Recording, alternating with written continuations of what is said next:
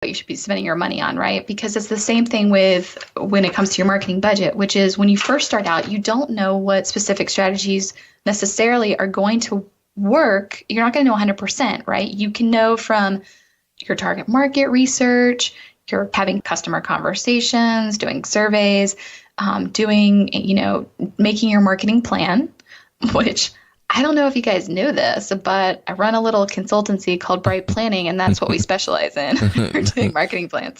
That's right. It just so happens, right? It just so happens that that's the thing that we are phenomenally good at. And, and the reason why was because planning gets you as close as possible to a winning strategy before you actually sink all your time and energy and money into that strategy. So you really want to take a day to just chart out all the stuff all your hypotheses that you want to test and all the things that you think you're going to win at in terms of marketing, and then put together your budget for it, right? Mm-hmm. So last episode, we talked about how to spend $100 a month. And this episode, we're talking about how to spend $1,000 a month, which when you think about it, if you are working with $1,000 a month, that's $12,000 a year, which I know that to some people that sounds like a ton of money. But when you're running a business, $12,000 is not a lot of money at all.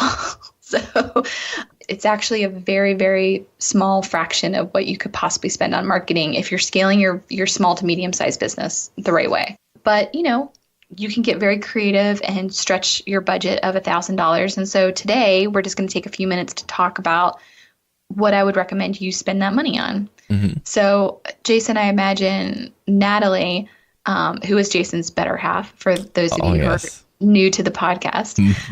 By far my better half. Mm-hmm. Yeah. So I'm sure that she would probably have a thing or two to say about how to spend $1,000. She seems like a very wise spender. Well, yeah. In fact, she'd say, don't let Jason touch it. For those of you listening, don't let Jason run your marketing budget. That's right. I'm terrible at that.